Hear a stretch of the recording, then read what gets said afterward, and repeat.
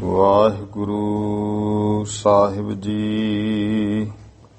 ਇੱਕ ਓੰਕਾਰ ਸਤਿਗੁਰ ਪ੍ਰਸਾਦ। ਸ੍ਰੀ ਨਾਨਕ ਅੰਗਦ ਗੁਰੂ ਅਮਰਦਾਸ ਪਦ ਬੰਦ। ਰਾਮਦਾਸ ਅਰਜਨ ਗੁਰੂ ਬਰ ਸ੍ਰੀ ਹਰਿ ਗੋਬਿੰਦ। ਹਰੀ ਰਾਏ ਹਰਿ ਕ੍ਰਿਸ਼ਨ ਗੁਰ ਤੇਗ ਬਹਾਦਰ ਚੰਦ। ਦਸਵੇਂ ਗੋਬਿੰਦ ਸਿੰਘ ਗੁਰੂ ਨਮੋ ਚਰਨ ਅਰਬਿੰਦ। ਜਿਸ ਮਹਿ ਅੰਮ੍ਰਿਤ ਗਿਆਨ ਹੈ ਮਾਣਕ ਭਗਤ ਵੈਰਾਗ। ਸ੍ਰੀ ਗੁਰੂ ਗ੍ਰੰਥ ਸਾਹਿਬ ਉਦਦ ਬੰਦੋਂ ਕਰ ਅਨੁਰਾਗ। ਸ੍ਰੀ ਗੁਰ ਸ਼ਬਦ ਕਮਾਏ ਜਿਨ ਜੀਤੇ ਪੰਚ ਵਿਕਾਰ। ਤਿਨ ਸੰਤਨ ਕੋ ਬੰਦਨਾ ਸਿਰ ਚਰਨਨ ਪਰ ਧਾਰ।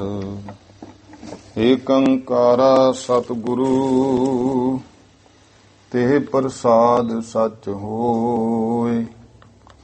ਵਾਹਿਗੁਰੂ ਜੀ ਕੀ ਫਤਿਹ। ਬਿਘਨ ਬਿਨਾਸਨ ਸੋਇ। ਵਾਹਿਗੁਰੂ ਜੀ ਕੀ ਫਤਿਹ। ਬਿਘਨ ਬਿਨਾਸਨ ਸੋਇ। ਵਾਹਿਗੁਰੂ ਜੀ ਕਾ ਖਾਲਸਾ ਵਾਹਿਗੁਰੂ ਜੀ ਕੀ ਫਤਿਹ। ਗੁਰੂ ਗਰੀਬ ਨਵਾਜ ਚਬਰ ਤਖਤ ਦੇ ਮਾਲਕ ਜੁਗੋ ਜੁਗ ਅਟਲ ਦਸਾਂ ਪਾਤਸ਼ਾਹੀਆਂ ਦੀ ਆਤਮਿਕ ਜੋਤ ਧੰਨ ਧੰਨ ਸ੍ਰੀ ਗੁਰੂ ਗ੍ਰੰਥ ਸਾਹਿਬ ਜੀ ਮਹਾਰਾਜ। ਗੁਰੂ ਸਾਹਿਬ ਜੀ ਦੀ ਕਿਰਪਾ ਬਖਸ਼ਿਸ਼ ਹੋਈ ਹੈ ਜੋ ਮਹਾਰਾਜ ਨੇ ਸ਼ਾਮ ਦੇ ਸਮੇਂ ਆਪਾਂ ਨੂੰ ਸਤਸੰਗ ਘੜੀਆਂ ਬਖਸ਼ਿਸ਼ ਕੀਤੀਆਂ ਹਨ। ਬਹੁਤ ਹੀ ਸਤਿਕਾਰਯੋਗ ਸ੍ਰੀਮਾਨ ਕਵੀ ਸੰਤ ਰੇਣ ਪ੍ਰੇਮ ਸਿੰਘ ਜੀ, ਉਹਨਾਂ ਦੁਆਰਾ ਰਚਿਤ ਜੋ ਦਸਾਂ ਪਾਤਸ਼ਾਹੀਆਂ ਦਾ ਇਤਿਹਾਸ ਸ੍ਰੀ ਗੁਰਪੁਰਬ ਪ੍ਰਕਾਸ਼ ਗ੍ਰੰਥ, ਜਿਸ ਦੀ ਲੜੀਵਾਰ ਜੋ ਕਥਾ ਹੈ ਉਹ ਚੱਲ ਰਹੀ ਹੈ। ਮਾਈ ਭਾਈ ਸਰਵਣ ਕਰਕੇ ਲਾਹੇ ਪ੍ਰਾਪਤ ਕਰ ਰਹੇ ਹੋ। ਸ੍ਰੀ ਗੁਰੂ ਨਾਨਕ ਦੇਵ ਜੀ ਮਹਾਰਾਜ ਦਾ ਪਵਿੱਤਰ ਇਤਿਹਾਸ ਜੋ 33ਵੇਂ ਘਰ ਤੱਕ ਕੱਲ ਆਪਾਂ ਇਹ ਪ੍ਰਸੰਗ ਸਰਵਣ ਕੀਤਾ ਹੈ ਕਿ ਧੰਨ ਗੁਰੂ ਨਾਨਕ ਦੇਵ ਪਾਤਸ਼ਾਹ ਮਹਾਰਾਜ ਸੰਗਲਾਦੀਪ ਪਹੁੰਚੇ ਹਨ। ਰਾਜਾ ਸ਼ਿਵਨਾਭ ਜੋ ਪਰਖ ਵਾਸਤੇ ਕਦੇ ਮਹਾਰਾਜ ਨੂੰ ਚੰਗੇ ਭੋਜਨ ਭੇਜਦਾ ਹੈ, ਕਦੇ ਸੋਹਣੇ ਵਿਛਾਈਆਂ ਵਸਤਰ ਗਹਿਣੇ, ਕਦੇ ਪਦਮਨੀਆਂ ਜੋ ਨਾਚ ਕਰਕੇ ਭਰਮਾਉਣਾ ਚਾਹੁੰਦੀ ਹੈ। ਪਰ ਗੁਰੂ ਪਾਤਸ਼ਾਹ ਮਹਾਰਾਜ ਨੂੰ ਕੋਈ ਦੁਨੀਆ ਦਾ ਪਦਾਰਥ ਇਹ ਰਾਗ ਰੰਗ ਭਰਮਾ ਨਾ ਸਕੇ, ਕਿਉਂਕਿ ਪਰਮੇਸ਼ਰ ਦਾ ਤਾਂ ਸਭ ਕੁਝ ਬਣਾਇਆ। ਉਹਨੂੰ ਕੀ ਉਸ ਦੀ ਕਿਰਤ ਕਦੇ ਕਰਤੇ ਨੂੰ ਭਰਮਾ ਨਹੀਂ ਸਕਦੀ ਹੈ। ਤੋ ਆਖਰ ਸਤਿਗੁਰੂ ਸੱਚੇ ਪਾਤਸ਼ਾਹ ਮਹਾਰਾਜ ਨੇ ਉਹਨਾਂ ਫਿਰ ਲੜਕੀਆਂ ਨੂੰ ਵੀ ਉਪਦੇਸ਼ ਦਿੱਤਾ। ਗੁਰੂ ਪਾਤਸ਼ਾਹ ਦੇ ਬਚਨ ਸੁਣੇ, ਹੱਥ ਜੋੜ ਕੇ ਮਹਾਰਾਜ ਤੋਂ ਭੁੱਲ ਬਖਸ਼ਾਈ। ਇਹ 36ਵੇਂ ਘਰ ਦਾ ਪ੍ਰਸੰਗ ਜੋ 33ਵੇਂ ਘਰ ਦਾ ਪ੍ਰਸੰਗ ਹੈ ਉਹ ਸਰਵਣ ਕੀਤਾ। ਆਓ ਅੱਗੇ 34ਵੇਂ ਘਰ ਦਾ ਜੋ ਪ੍ਰਸੰਗ ਸੰਗਲਾਦੀਪ ਦੇ ਵਿੱਚ, ਇਹ ਬਹੁਤ ਡੂੰਘਾ ਉਪਦੇਸ਼ ਹੈ।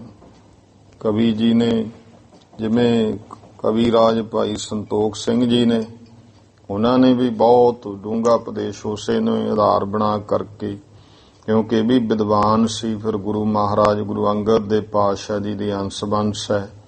ਸੰਤ ਰੇਣ ਪ੍ਰੇਮ ਸਿੰਘ ਜੀ। ਗੁਰੂ ਮਹਾਰਾਜ ਆਪ ਹੀ ਕਿਰਪਾ ਕਰਕੇ ਇਹ ਹੁਣ ਇਤਿਹਾਸ ਜਿਹੜਾ ਹੈ ਉਹਨਾਂ ਤੋਂ ਇਹ ਵਿਦਵਤਾ ਵੀ ਨਾਲ ਹੀ ਜੋ ਸਾਡੇ ਆਤਮਿਕ ਜੀਵਨ ਦਾ ਉਪਦੇਸ਼ ਹੈ, ਇਹ ਗੁਰੂ ਪਾਤਸ਼ਾਹ ਮਹਾਰਾਜ ਜੋ ਉਪਦੇਸ਼ ਰਾਜੇ ਸ਼ਿਵਨਾਭ ਨੂੰ ਦੇ ਰਹੇ ਹੈ। ਆਓ ਪਿਆਰ ਸਤਿਕਾਰ ਦੇ ਨਾਲ ਅੱਗੇ ਜੋ ਕਥਾ ਹੈ ਉਹ ਸਰਵਣ ਕਰੀਏ ਜੀ। ਸਤਨਾਮ ਸ੍ਰੀ ਵਾਹਿਗੁਰੂ ਸਾਹਿਬ ਜੀ। ਦੋਹਰਾ ਨਿਸਾ ਬਿਤੀ ਜਬ ਭੋਰ ਭਾ, ਪਦ ਮਨ ਸਖੀਆਂ ਸੰਗ। ਜਦੋਂ ਰਾਤ ਬਤੀਤ ਹੋਈ ਤੇ ਭੋਰ ਭਾ ਸਵੇਰ ਹੋਈ ਹੈ, ਜਿਹੜੀ ਪਦਮਨੀ ਹੈ ਮੁਖੋ ਆਪਣੀਆਂ ਸਖੀਆਂ ਦੇ ਨਾਲ ਚੱਲ ਆਈ ਭੂਪਾਲ ਕੇ, ਕਹਿਨ ਹੇਤ ਪ੍ਰਸੰਗ। ਉਹ ਚੱਲ ਕੇ ਰਾਜੇ ਸ਼ਿਵਨਾਭ ਦੇ ਕੋਲ ਪਹੁੰਚੀ ਹੈ ਸਾਰਾ ਹਾਲ ਦੱਸਣ ਦੇ ਵਾਸਤੇ। ਚੌਪਈ ਨਿਰਪਤ ਬਲੋਕਤ ਬਚਨ ਬਖਾਨਾ, ਰਾਜੇ ਨੇ ਵੇਖ ਕੇ ਬਚਨ ਕਹੇ ਹਨ, ਕਹੋ ਸੰਤ ਨਿਸਕਸ ਪਹਿਚਾਨਾ। ਐ ਪਦਮਨੀਓ ਨਾਚ ਕਰਨ ਵਾਲਿਓ, ਦੱਸੋ ਜਿਹੜਾ ਸੰਤ ਹੈ ਤੁਸੀਂ ਰਾਤੀ ਉਸ ਨੂੰ ਕੈਸਾ ਪਹਿਚਾਣਿਆ। ਸਰਬ ਅੰਗਨਾ ਮੈਂ ਜੋ ਪ੍ਰਧਾਨਾ, ਜੋ ਭਾਈ ਸਾਰੀਆਂ ਇਸਤਰੀਆਂ ਜਿੰਨੀਆਂ ਉਹਨਾਂ ਦੇ ਵਿੱਚ ਜਿਹੜੀ ਪ੍ਰਧਾਨ ਸੀ ਮੁੱਖ ਪਦਮਨੀ, ਸੋ ਬੋਲੀ ਸੁਨ, ਸੋ ਬੋਲੀ ਹੈ ਸੁਨ ਰਾਜਾਨਾ। ਉਹ ਕਹਿਣ ਲੱਗੀ ਹੈ ਰਾਜਾ ਸੁਣ, ਪੂਰਬ ਬਹੁ ਫਕੀਰ ਜੋ ਆਏ। ਪਹਿਲਾਂ ਜਿਹੜੇ ਫਕੀਰ ਬੇਅੰਤ ਆਏ, ਦੇਖ ਰੂਪ ਤੀਏ ਸਕਲ ਲੁਭਾਏ। ਉਹ ਤੇ ਇਸਤਰੀਆਂ ਦਾ ਰੂਪ ਦੇਖ ਕੇ ਸਾਰੇ ਲੁਭਾਏ ਮਾਨ ਹੋ ਗਏ।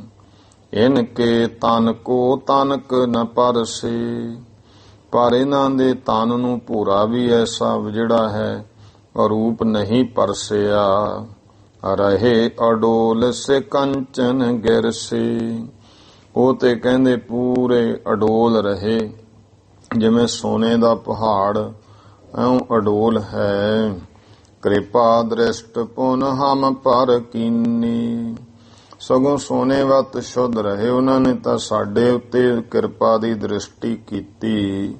ਹਰ ਸਿਮਰਨ ਕੇ ਰਸ ਮਤ ਭੀਨੀ, ਰਾਜਾ ਹੁਣ ਸਾਡੀ ਜਿਹੜੀ ਮੱਤ ਹੈ ਉਹ ਪਰਮੇਸ਼ਰ ਦੇ ਸਿਮਰਨ ਵਿੱਚ ਭਿੱਜ ਗਈ। ਪੂਰਬ ਜਨਮ ਕਰਮ ਹਮ ਜਾਗੇ, ਸਾਡੇ ਕੋਈ ਪਿਛਲੇ ਜਨਮ ਦੇ ਕਰਮ ਜਾਗੇ ਹਨ। ਤਉ ਅਸ ਗੁਰ ਭੇਟੇ ਵਡ ਭਾਗੇ, ਫੇਰ ਹੀ ਐਸੇ ਗੁਰੂ ਮਹਾਰਾਜ ਜੀ ਜਿਹੜੇ ਹਨ ਉਹ ਵੱਡੇ ਭਾਗਾਂ ਦੁਆਰਾ ਸਾਨੂੰ ਪ੍ਰਾਪਤ ਹੋਏ। ਵਿਸੈ ਭੋਗ ਬਿਸਟਾ ਕੀ ਨਿਆਈ, ਜਿਹੜੇ ਵਿਸ਼ੇ ਵਿਕਾਰ ਨੇ, ਵਿਸ਼ੇ ਵਿਕਾਰਾਂ ਪਦਾਰਥਾਂ ਦੇ ਭੋਗ ਹੈ, ਇਹ ਤਾਂ ਹੁਣ ਸਾਨੂੰ ਬਿਸਟਾ ਗੰਦਗੀ ਦੀ ਨਿਆਈ ਲੱਗਦੇ ਹਨ। ਦੁਰਗੰਧਤ ਸੋ ਹਮੈ ਨ ਪਾਈ, ਇਹ ਵਿਸ਼ੇ ਵਿਕਾਰਾਂ ਦੀ ਦੁਰਗੰਧੀ ਹੁਣ ਸਾਨੂੰ ਚੰਗੀ ਨਹੀਂ ਲੱਗਦੀ ਹੈ। ਹਿਰਦੈ ਸ਼ਾਂਤ ਪ੍ਰਾਪਤ ਸਭ ਭਾਂਤੀ, ਐ ਰਾਜਾ ਸਾਨੂੰ ਹਿਰਦੇ ਵਿੱਚ ਸਭ ਤਰ੍ਹਾਂ ਕਰਕੇ ਸ਼ਾਂਤੀ ਹੋ ਗਈ। ਸੁਨਤ ਬਚਨ ਭੀ ਸੀਤਲ ਛਾਤੀ, ਉਹਨਾਂ ਦੇ ਬਚਨ ਸੁਣ ਕਰਕੇ ਸਾਡਾ ਹਿਰਦਾ ਜਿਹੜਾ ਹੈ ਸ਼ਾਂਤ ਹੋ ਗਿਆ, ਠੰਡਾ ਹੋ ਗਿਆ ਹੈ। ਤਬ ਭੂਪਤ ਮਨ ਮੈਂ ਹਰ ਖਾਨਾ, ਤਦ ਫਿਰ ਰਾਜਾ ਸ਼ਿਵਨਾਭ ਮਨ ਦੇ ਵਿੱਚ ਖੁਸ਼ ਹੋਇਆ। ਹੈ ਇਹੋ ਸਹੀ ਨਾਨਕ ਗਤ ਦਾਨਾ, ਇਹੋ ਸਹੀ ਰੂਪ ਵਿੱਚ ਮੁਕਤੀ ਦਾਤੇ ਗੁਰੂ ਨਾਨਕ ਦੇਵ ਜੀ ਹੀ ਹਨ। ਇਨ ਬਿਨ ਕਲ ਮਹਿ ਕੋਈ ਨ ਪੂਰਨ, ਇਹਨਾਂ ਤੇ ਬਿਨਾਂ ਹੁਣ ਕਲਯੁਗ ਦਾ ਸਮਾਂ ਕੋਈ ਇੱਥੇ ਪੂਰਨ ਨਹੀਂ। ਆਸ ਵਿਚਾਰ ਗਮਨਿਓ ਤਬ ਤੂਰਨ, ਐਸਾ ਵਿਚਾਰ ਕਰਕੇ ਰਾਜਾ ਤੁਰੰਤ ਚੱਲ ਪਿਆ ਹੈ। ਪਗ ਨੰਗੇ ਕਰ ਪ੍ਰੇਮ ਸੋ ਗਾਡੇ, ਨੰਗੇ ਪੈਰੀਂ ਚੱਲਿਆ, ਬਹੁਤ ਪ੍ਰੇਮ ਵਿੱਚ ਗੁੜਚ ਹੈ। ਗਇਓ ਸੋ ਗੁਰ ਤਰਵਰ ਤਰ ਠਾਡੇ। ਗੁਰੂ ਮਹਾਰਾਜ ਕੋਲ ਚਲਿਆ ਗਿਆ, ਜੋ ਸਤਿਗੁਰੂ ਜੀ ਦਰਖਤ ਹੇਠਾਂ ਬੈਠੇ ਜਾ ਕੇ ਖੜ ਗਿਆ। ਪੀਠ ਕਰੇ ਭੂਪਤ ਕੀ ਓਰਾ। ਮਹਾਰਾਜ ਨੇ ਰਾਜੇ ਵੱਲ ਪਿੱਠ ਕਰ ਲਈ। ਤਨਕ ਨ ਚਿਤਵਨ ਹਿਤ ਮੁਖ ਮੋਰਾ। ਭੋਰਾ ਵੀ ਮਨ ਵਿੱਚ ਚਿਤਵਨੀ ਨਹੀਂ ਕੀਤੀ, ਕੋਈ ਮੁਖ ਨਹੀਂ ਮਹਾਰਾਜ ਨੇ ਉਹਦੇ ਵੱਲ ਮੋੜਿਆ ਹੈ। ਕੀਨ ਡੰਡੌਤ ਭੂਪ ਬਿਦ ਨੀਕੀ। ਰਾਜੇ ਨੇ ਭਾਈ ਚੰਗੀ ਵਿਧੀ ਸਹਿਤ ਮਹਾਰਾਜ ਨੂੰ ਡੰਡੌਤ ਕੀਤੀ ਹੈ। ਵਧੀ ਚਰਨ ਪਰ ਸਰਧਾ ਹੀ ਕੀ। ਰਾਜੇ ਦੇ ਹਿਰਦੇ ਦੀ ਸ਼ਰਧਾ ਮਹਾਰਾਜ ਦੇ ਚਰਨਾਂ ਤੇ ਵਧੀ। ਬੰਦ ਹਾਥ ਹੋਏ ਉਹ ਪੁਨ ਠਾਡਾ। ਹੱਥ ਬੰਨ ਕੇ ਰਾਜਾ ਫਿਰ ਖੜ ਗਿਆ ਹੈ। ਡੋਲਿਓ ਹਿਰਦੈ ਨ ਨਿਸ਼ਚਾ ਗਾਢਾ। ਪੂਰਾ ਪ੍ਰਪੱਕ ਨਿਸ਼ਚਾ ਜਿਹੜਾ ਹੈ ਉਹ ਹਿਰਦੇ ਵਿੱਚ, ਰਾਜਾ ਹਿਰਦੇ ਤੋਂ ਡੋਲਿਆ ਨਹੀਂ। ਜਬ ਇਉਂ ਬੀਤੇ ਜਾਮ ਅਟਾਈ। ਇਉਂ ਰਾਜਾ ਖੜਾ ਰਿਹਾ, ਮਹਾਰਾਜ ਬੈਠੇ ਰਹੇ, ਮੁਖ ਨਹੀਂ ਕੀਤਾ ਰਾਜੇ ਵੱਲ। ਤੇ ਜਦੋਂ ਗੁਰਮੁਖੋ 2.5 ਪਹਿਰ ਬੀਤ ਗਏ, ਤਬ ਬੋਲੇ ਸ੍ਰੀ ਮੁਖ ਮੁਸਕਾਈ। ਫੇਰ ਭਾਈ ਸੁਹਾਏਵਾਨ ਮੁਖ ਤੋਂ ਮੁਸਕਰਾ ਕੇ ਸਤਿਗੁਰੂ ਜੀ ਕਹਿਣ ਲੱਗੇ, ਹੇ ਭੂਪਤ ਕਹੋ ਮਨ ਅਭਿਲਾਖਾ। ਮਹਾਰਾਜ ਕਹਿੰਦੇ ਵੀ ਹੇ ਰਾਜਾ, ਦੱਸ ਤੇਰੇ ਮਨ ਦੀ ਕੀ ਅਭਿਲਾਸ਼ਾ ਹੈ, ਉਹ ਤੂੰ ਦੱਸ। ਗੁਰੂ ਪਾਤਸ਼ਾਹ ਮਹਾਰਾਜ ਕਹਿੰਦੇ ਇੱਛਾ ਅਭਿਲਾਸ਼ਾ ਉਹ ਤੇਰੇ ਮਨ ਦੀ ਕਿਆ ਹੈ, ਉਹ ਦੱਸ ਆਪਣੀ। ਖਰੋ ਹੋਨ ਜਾਤੇ ਪ੍ਰਣ ਰਾਖਾ। ਜਿਸ ਕਰਕੇ ਤੂੰ ਇੱਥੇ ਮਹਾਰਾਜ ਕਹਿੰਦੇ ਖੜਾ ਹੋਣ ਵਾਸਤੇ ਪਰਨ ਰੱਖਿਆ, ਇਹ ਭਾਵ ਤੂੰ ਖੜਾ ਹੈ, ਦੱਸ ਤੇਰੇ ਮਨ ਦੀ ਕੀ ਅਭਿਲਾਸ਼ਾ ਹੈ। ਪ੍ਰੇਮ ਬਿਖੈ ਗਦ ਗਦ। ਪ੍ਰੇਮ ਬਿਖੈ ਭੀ ਗਦ ਗਦ ਬਾਨੀ। ਤੇ ਰਾਜਾ ਜਿਹੜਾ ਹੈ ਉਹ ਪ੍ਰੇਮ ਵਿੱਚ ਭਿੱਜਿਆ ਹੋਇਆ, ਤੇ ਇਸ ਤਰ੍ਹਾਂ ਗਦ ਗਦ ਬਾਨੀ ਭਾਵ ਮੁਖੋਂ ਗਦ ਗਦ ਹੋ ਜਾਣਾ, ਜਾਂ ਬਹੁਤ ਹੀ ਪ੍ਰੇਮ ਵਿੱਚ ਭਿੱਜ ਕੇ ਗਦ ਗਦ ਬਾਨੀ।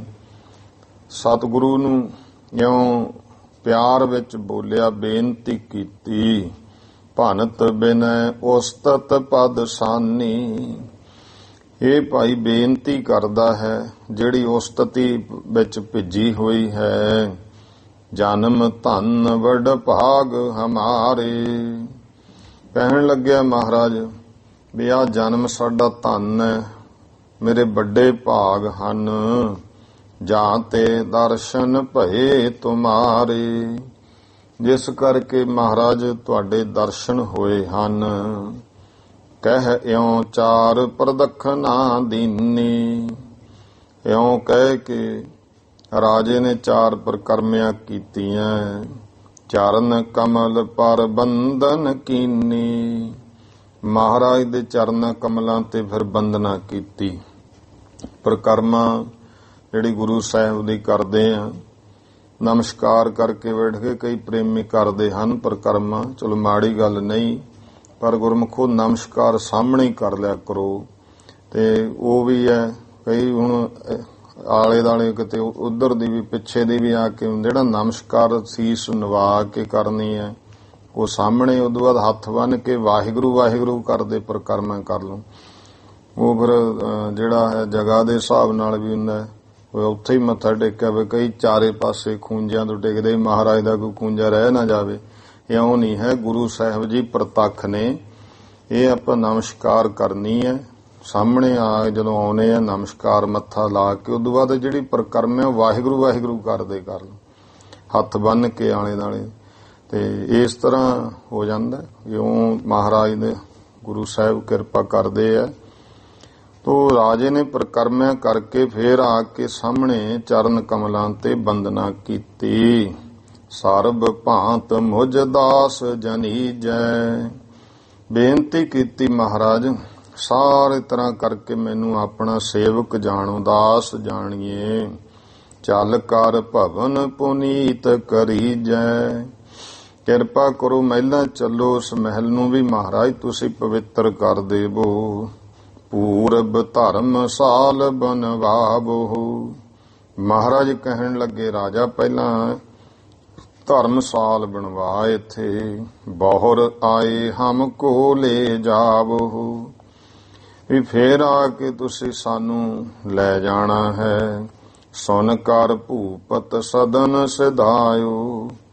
ਸੁਣ ਕੇ ਰਾਜਾ ਆਪਣੇ ਘਰ ਨੂੰ ਗਿਆ ਹੈ। ਕਹਿਓ ਜੋ ਗੁਰ ਸੋ ਆਰੰਭ ਕਰਾਇਓ। ਜੋ ਮਹਾਰਾਜ ਨੇ ਕਿਹਾ ਧਰਮਸਾਲ ਬਣਵਾਉਣੀ ਆਰੰਭ ਕਰ ਦਿੱਤੀ। ਭੇਡੀ ਬਹੁ ਨਰ ਲਾਏ ਭੂਪਾਲਾ। ਰਾਜੇ ਨੇ ਬਹੁਤ ਮਿਸਤਰੀ ਜਿਹੜੇ ਆ ਉਹ ਲਾ ਦਿੱਤੇ ਹਨ। ਭੇਡੀ ਨਾਮ ਮਿਸਤਰੀ ਦਾ, ਜਿਹੜਾ ਮਕਾਨ ਬਣਾਉਣ ਵਾਲਾ, ਪਹਿਲੇ ਸਮੇਂ 'ਚ ਛੰਨ ਬਣਾਉਂਦੇ ਹੁੰਦੇ ਸੀ। ਇਹ ਮਕਾਨ ਉਹਨੂੰ ਭੇਡੀ ਗਿਆ ਗੁਰਬਾਣੀ ਦੇ ਵਿੱਚ। ਰਚੀ ਧਰਮਸਾਲਾ ਤਤਕਾਲਾ। ਤੁਰੰਤ ਹੀ ਧਰਮਸਾਲ ਜਿਹੜੀ ਰਚ ਦਿੱਤੀ ਹੈ। ਮ੍ਰਿਗ ਮਦ ਚੰਦਨ ਅਗਰ ਕਪੂਰਾ। ਫੇਰ ਗੁਰਮੁਖੋ ਮ੍ਰਿਗ ਮਦ ਦਾ ਮਿਰਗ ਨਾਮ ਜਿਹੜਾ ਹੈ, ਮਿਰਗ ਜਿਵੇਂ ਆਪਾਂ ਹਰਨ ਕਹਿੰਦੇ ਆ, ਹਰਨ ਦੀ ਨਾਭੀ ਵਿੱਚੋਂ ਜਿਹੜੀ ਕਸਤੂਰੀ ਮਿਲਦੀ ਹੈ ਉਹਨੂੰ ਹਰਦ ਮਦ ਕਸਤੂਰੀ। ਮ੍ਰਿਗ ਮਦ ਭਾਵ ਕਸਤੂਰੀ, ਚੰਦਨ, ਅਗਰ ਕਪੂਰ ਇਤਿਆਦਿਕ। ਲੇਪਨ ਕੀਨ ਭੀਤ ਕਹਰੂਰਾ।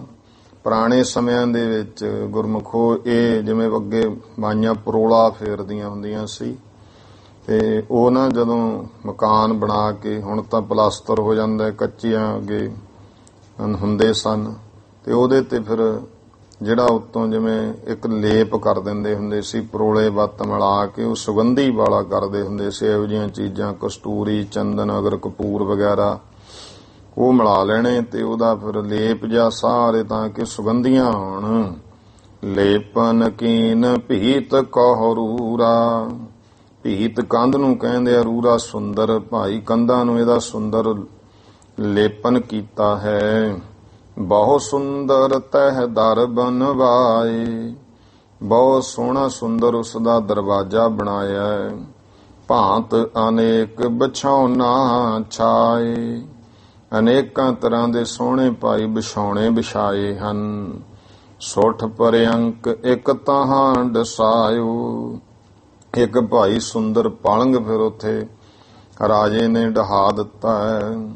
ਉੱਪਰ ਰੁਚਰ ਬਿਛੌਨ ਵਿਛਾਇਓ। ਤੇ ਉੱਤੇ ਉਹਦੇ ਬਹੁਤ ਸੋਹਣਾ ਸੁੰਦਰ ਗਦੈਲਾ ਵਿਛਾ ਕੇ ਬਿਛੌਣਾ ਵਿਛਾ ਦਿੱਤਾ। ਆਸ ਪ੍ਰਕਾਰ ਕੀ ਰਚਨਾ ਕਰਕੇ। ਇਸ ਤਰ੍ਹਾਂ ਦੀ ਰਚਨਾ ਕਰਕੇ ਗਮਨਿਓ ਭੂਪਤ ਭਾਉਰ ਧਰ ਕੇ। ਅੰਦਰ ਭਾਈ ਭਾਵਨਾ ਧਾਰ ਕੇ ਹਿਰਦੇ ਵਿੱਚ ਰਾਜਾ ਫਿਰ ਮਹਾਰਾਜ ਵੱਲ ਗਿਆ ਹੈ। ਜਬ ਆਵਾ ਉਪਬਨ ਕੇ ਮਾਹੀ। ਤੇ ਜਦੋਂ ਰਾਜਾ ਬਾਗ ਦੇ ਵਿੱਚ ਆਇਆ, ਸ੍ਰੀ ਨਾਨਕ ਤਹਿ ਦੇਖੇ ਨਾਹੀ। ਉੱਥੇ ਗੁਰੂ ਨਾਨਕ ਦੇ ਮਹਾਰਾਜ ਦੇ ਦਰਸ਼ਨ ਨਹੀਂ ਹੋ ਰਹੇ। ਪਰਖਨ ਭਾਉ ਭੂਪ ਗਤ ਦਾਨਾ। ਮੁਕਤੀ ਦਾਤਾ ਸਤਿਗੁਰੂ ਜੀ ਹੁਣ ਰਾਜੇ ਦੀ ਪਰਖ ਕਰਦੇ। ਰਾਜੇ ਦਾ ਭਾਈ ਭਾਵਨਾ ਪ੍ਰੇਮ ਪਰਖਣ ਦੇ ਵਾਸਤੇ। ਭਏ ਕਾਲ ਤਹਿ ਅੰਤਰ ਧਿਆਨਾ। ਉਸ ਸਮੇਂ ਮਹਾਰਾਜ ਅੰਤਰ ਧਿਆਨ ਹੋ ਗਏ। ਕਿਉਂ? ਮਹਾਰਾਜ ਦੀ ਤਾਂ ਆਪਣੀ ਮੌਜ ਹੈ ਨਾ, 5 ਤੱਤਾਂ ਤੋਂ ਸਰੀਰ ਬਣਿਆ। ਇਹ 5 ਤੱਤ ਪਰਮੇਸ਼ਰ ਨੇ ਬਣਾਏ ਹੈ, ਵਾਹਿਗੁਰੂ ਦੀ ਕਿਰਤ ਹੈ। ਮਹਾਰਾਜ ਦੀ ਮੌਜ, ਜਦੋਂ ਮਰਜੀ ਤੱਤਾਂ ਹੀ ਤੱਤ ਰਲਾ ਦਿੰਦੇ ਸਨ। ਇਹ ਹੁਣ ਆਪਣੇ ਤੱਤ ਇਕੱਠੇ ਹੋਏ ਕਰਕੇ ਜਿਹੜਾ ਹੈ ਤਾਂ ਸਾਰਾ ਕੁਝ ਗਤੀਸ਼ੀਲ ਹੈ। ਜੇ ਗੁਰਮੁਖੋ ਠੋਸ ਹੋਵੇ ਫਿਰ ਸਰੀਰ ਵਧੇ ਫੁੱਲੇ ਨਾ। ਹੁਣ ਪਹਿਲਾਂ ਬਾਲਕ ਹੈ, ਜਵਾਨੀ, ਬਜ਼ੁਰਗ ਵੱਧਦਾ ਫੁੱਲਦਾ ਹੈ। ਲੇਕਿਨ ਹੈ ਸਾਰੇ ਇਸ ਤਰ੍ਹਾਂ। ਪੱਥਰ ਵੀ ਅੱਜ ਕੱਲ੍ਹ ਤਾਂ ਵਿਗਿਆਨੀ ਵੀ ਇਸ ਗੱਲ ਨਾਲ ਜਿਹੜੇ ਆ ਉਹ ਕਹਿੰਦੇ ਨੇ ਵੀ ਜਿਹੜਾ ਪੱਥਰ ਹੈ ਵੀ ਅਸਲ ਵਿੱਚ ਠੋਸ ਨਹੀਂ ਹੈ, ਵੀ ਕਣ ਨੇ ਇੱਕ ਜਿਹੜੇ ਬਹੁਤ ਤੇਜ਼ੀ ਨਾਲ ਗਤੀ ਕਰ ਰਹੇ ਹੈ। ਉਹ ਜਦੋਂ ਇੰਨੀ ਤੇਜ਼ ਗਤੀ ਕਰਦੇ ਨੇ, ਜਦੋਂ ਆਪਾਂ ਚੁੱਕਦੇ ਆ ਉਹ ਪੱਥਰ ਹੁੰਦਾ। ਜਿਵੇਂ ਹੁਣ ਪੱਖੇ ਚੱਲਦੇ ਆ, ਦੇਖੋ ਕਿੰਨੀ ਤੇਜ਼ੀ ਚੱਲਦੇ ਨੇ, ਇੱਕ ਗੋਲ ਚੱਕਰ ਬਣਿਆ ਹੋਇਆ ਹੈ ਤੇ ਉਹ ਇਹਨੂੰ ਹੋਰ ਵੀ ਤੇਜ਼ ਹੋ ਜੇ, ਐਂ ਲੱਗਦਾ ਜਿਵੇਂ ਕੋਈ ਪੂਰਾ ਹੀ ਗੋਲ ਹੁੰਦਾ। ਤਾਂ 3 ਫਰ ਤਾਂ ਨਹੀਂ ਦੀਂਦੇ ਚੱਲਦਾ ਫੁੱਲ ਸਪੀਡ ਤੇ ਜਦੋਂ। ਤੇ ਇਸੇ ਤਰ੍ਹਾਂ ਜਿਹੜੇ ਕਣ ਨੇ ਉਹ ਬਹੁਤ ਤੇਜ਼ੀ, ਉਹਨਾਂ ਦੀ ਸਪੀਡ ਹੀ ਇੰਨੀ ਹੈ ਕਿ ਉਹ ਜਦੋਂ ਉਹ ਪੱਥਰ ਵੱਤ ਦੇਂਦੇ ਆ। ਇਹ ਸਭ ਕੁਝ ਗਤੀਸ਼ੀਲ। ਜੇ ਗੁਰਮੁਖੋ ਗਤੀ ਨਾ ਹੋਵੇ ਫਿਰ ਉਹਦੇ ਵਿੱਚ ਵਧਣਾ ਫੁੱਲਣਾ ਨਾ ਹੋਵੇ। ਦੇਖੋ ਪੱਥਰ ਵੀ ਵੱਧਦਾ ਹੈ ਤੇ ਪਹਾੜ ਵੀ ਵੱਧਦੇ ਨੇ। ਜਦੋਂ ਵੱਧਦੇ ਜਾਂਦੇ ਆ ਵੱਧਦੇ, ਫਿਰ ਉਹ ਆਪੇ ਹੀ ਡਿੱਗਣੇ ਨਹੀਂ ਸ਼ੁਰੂ ਹੋ ਜਾਂਦੇ। ਪਹਾੜ ਵੀ ਉੱਥੋਂ ਡਿੱਗ ਪਿਆ ਤੇ ਫਿਰ ਉਹ ਹੌਲੀ ਹੌਲੀ ਉਹਦੇ ਲਈ ਪਤਾ ਨਹੀਂ ਲੱਗਦਾ ਆਮ ਆਪਾਂ ਨੂੰ, ਪਰ ਉਹ ਪਹਾੜ ਆਪਣੀ ਗਤੀ ਵਿੱਚ ਹੀ ਹੈ, ਸਾਰੇ ਵੱਧਦੇ ਆ, ਪੱਥਰ ਵੀ ਵੱਧਦੇ ਨੇ। ਉਹ ਜਦੋਂ ਫਿਰ ਜਿੱਥੋਂ ਕਿਤੋਂ ਹੁੰਦਾ, ਕਿਤੇ ਕਿਤੋਂ ਪਹਾੜ ਡਿੱਗ ਪਿਆ, ਕਿਤੇ ਕਿਤੋਂ ਐਂ। ਇਸ ਤਰ੍ਹਾਂ ਜਿਹੜਾ ਹੈ ਸਾਰਾ ਕੁਝ ਹੈ। ਤੇ ਇਹ ਜਿਹੜਾ ਆਪਣਾ ਸਰੀਰ ਹੈ ਵੀ ਗਤੀ 'ਚ 5 ਤੱਤ ਨੇ ਤੇ ਮਾਲਕ ਦੇ ਹੁਕਮ ਵਿੱਚ ਹੈ। ਜਦੋਂ ਮਹਾਰਾਜ ਚਾਹੁਣ, ਇਹ ਤਾਂ ਇੱਕ ਉਹਨਾਂ ਨੇ ਆਪਾਂ ਨੂੰ ਸਰੂਪ ਦਿਖਾਇਆ ਹੋਇਆ ਹੈ, ਉਹ ਫਿਰ ਦਿਖਾ ਦਿੰਦੇ ਨੇ ਭਾਈ ਅਸੀਂ ਸਰੀਰ ਨਹੀਂ, ਅਸੀਂ ਤਾਂ ਨਿਰਾਕਾਰ ਰੂਪ ਹਾਂ। ਉਸ ਸਮੇਂ ਮਹਾਰਾਜ ਭਏ ਕਾਲ ਤਹਿ ਅੰਤਰ ਧਿਆਨਾ, ਮਹਾਰਾਜ ਅੰਤਰ ਧਿਆਨ ਹੋਏ ਹਨ। ਬਿਨਾ ਬਿਲੋਕੇ ਬੇਹ ਬਲ ਰਾਉ, ਜਦੋਂ ਨਹੀਂ ਦੇਖਿਆ ਮਹਾਰਾਜ ਨੂੰ, ਬਿਨਾ ਦੇਖੇ ਤੋਂ ਰਾਜਾ ਬੇਬਲ ਹੋ ਗਿਆ। ਧਰਨ ਗਿਰਿਓ ਤਨ ਸੁਧ ਨਹਿ ਕਾਉ, ਤਨ ਦੇ ਕੋਈ ਸੋਝੀ ਨਾ ਰਹੀ, ਧਰਤੀ ਤੇ ਗਾਸ਼ ਖਾ ਕੇ ਡਿੱਗ ਪਿਆ।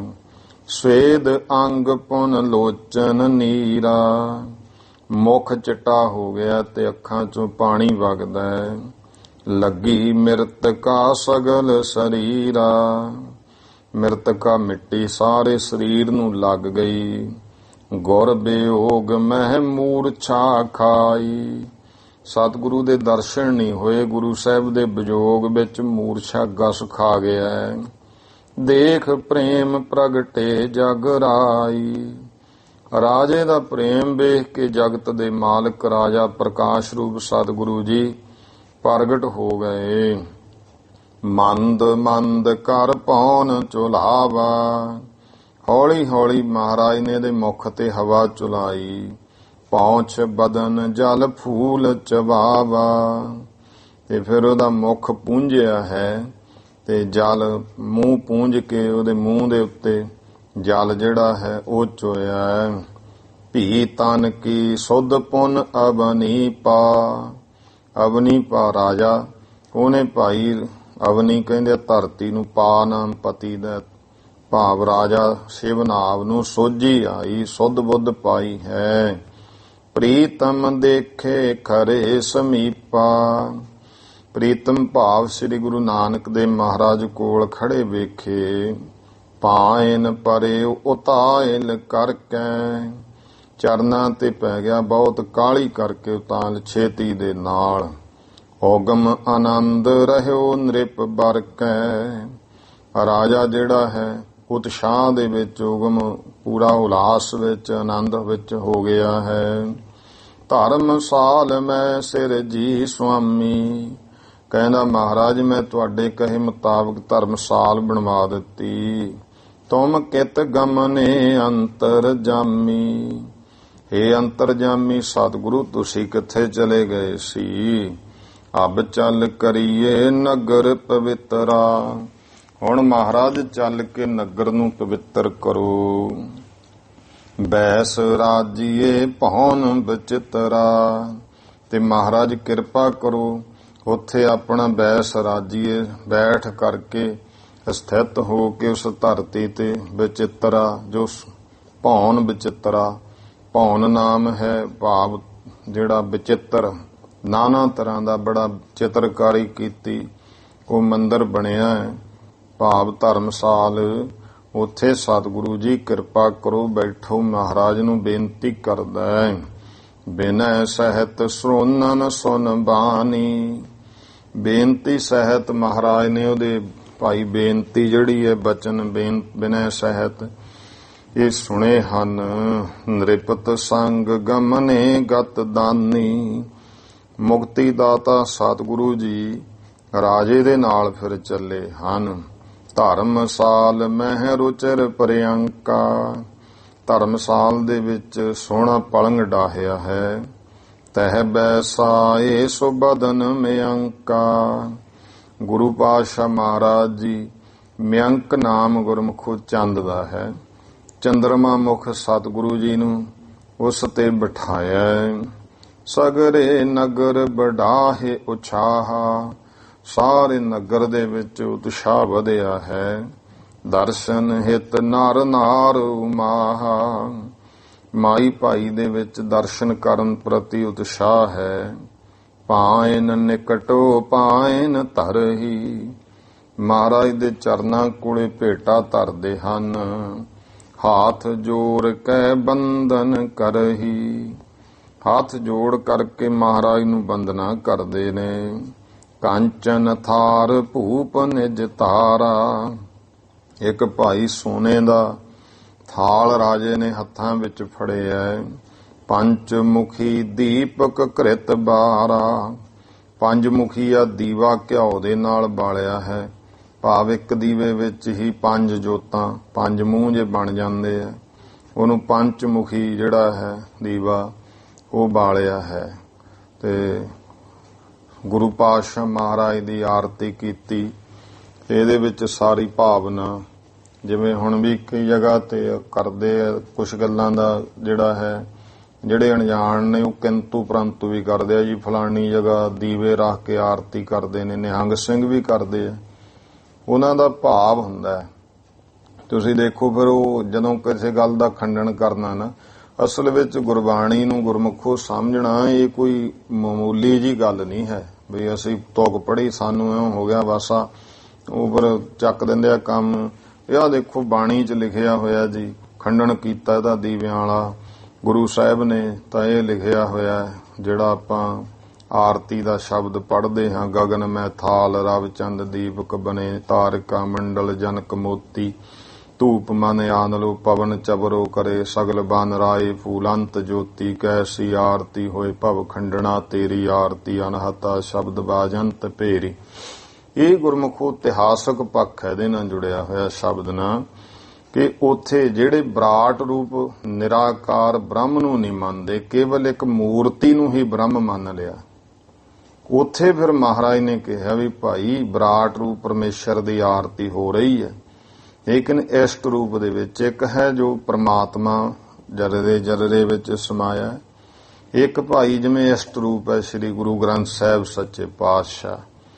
ਤੇ ਹੁਣ ਜਿੱਥੇ ਫਿਰ ਇਹਦੇ ਵਿੱਚ ਇਉਂ ਤਾਂ ਮਹਾਰਾਜ ਨੇ ਕਿਹਾ ਪਵਨ ਚਬਰੋ ਕਰੇ, ਵੀ ਹਵਾ ਜਿਹੜੀ ਹੈ ਉਹ ਚੌਰ ਕਰ ਰਹੀ ਹੈ। ਜਦੋਂ ਹਵਾ ਚੱਲਦੀ ਹੈ ਰੱਬ ਨੂੰ ਚੌਰ ਹੁੰਦਾ ਹਵਾ ਚੱਲਣ, ਤੇ ਫਿਰ ਇਸ ਹਿਸਾਬ ਨਾਲ ਤਾਂ ਕੱਲ ਨੂੰ ਕਹਿ ਦੇਣਗੇ ਵੀ ਪਵਨ ਹੀ ਹਵਾ ਜਿਹੜੀ ਹੈ ਉਹੀ ਚੌਰ ਕਰਦੀ ਹੈ, ਚੌਰ ਦੀ ਵੀ ਲੋੜ ਨਹੀਂ ਹੈ। ਉਹ ਭਾਵ ਹੈ ਉਹ ਵਿਰਾਟ ਰੂਪ ਵਿੱਚ ਹੈ ਪਰਮੇਸ਼ਰ ਦੀ ਜਿਹੜੀ ਬ੍ਰਹਮੰਡ ਦੀ ਆਰਤੀ ਹੈ ਸਾਰੇ ਦੀ, ਜਿਹੜਾ ਪਰਮੇਸ਼ਰ ਜਰਰੇ ਜਰਰੇ ਵਿੱਚ ਸਮਾਇਆ ਉਹਦੀ ਆਰਤੀ ਵੀ ਸਾਰੇ ਹੀ ਹੈ। ਤੇ ਇਸ਼ਟ ਰੂਪ ਦੇ ਵਿੱਚ ਜਿਵੇਂ ਹੁਣ ਆਪਾਂ ਚੰਦੋਆ ਵੀ ਲਾਉਨੇ ਆ, ਹੁਣ ਉੱਥੇ ਤਾਂ ਅੱਗੇ ਵੀ ਕਈ ਜਗ੍ਹਾ ਤੇ ਆਕਾਸ਼ ਨੂੰ ਚੰਦੋਆ ਵੀ ਕਿਹਾ ਗੁਰਬਾਣੀ ਵਿੱਚ। ਇੱਥੇ ਆਪਾਂ ਚੰਦੋਆ ਲਾਉਨੇ ਆ, ਰੁਮਾਲਾ ਸਾਹਿਬ ਲਾਉਨੇ ਆ, ਪਲੰਗ ਲਾਉਨੇ ਆ, ਚੌਰ ਕਰਦੇ ਹਾਂ। ਇਸ ਕਰਕੇ ਕਈ ਜਗ੍ਹਾ ਤੇ ਗੁਰਮੁਖੀ ਮਰਜ਼ਾਦਾ ਹੈ, ਜਿਵੇਂ ਹਜੂਰ ਸਾਹਿਬ ਹੈ, ਨਿਹੰਗ ਸਿੰਘਾਂ ਵਿੱਚ ਵੀ ਇਹ ਰੀਤਾਂ ਹਨ।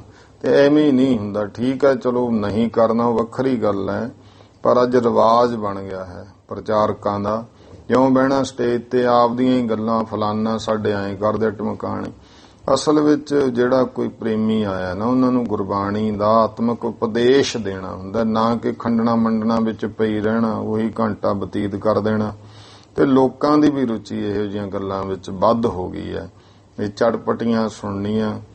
ਤੇ ਗੁਰੂ ਪਾਤਸ਼ਾਹ ਮਹਾਰਾਜ ਦੇ ਹੁਣ ਇੱਥੇ ਪੰਜ ਮੁਖੀ ਦੀਪਕ ਕ੍ਰਿਤ ਬਾਰਾ, ਪੰਜ ਮੁਖੀਆ ਜਿਹੜਾ ਦੀਵਾ ਘਿਓ ਵਾਲਾ ਉਸਨੇ ਬਾਲਿਆ ਹੈ।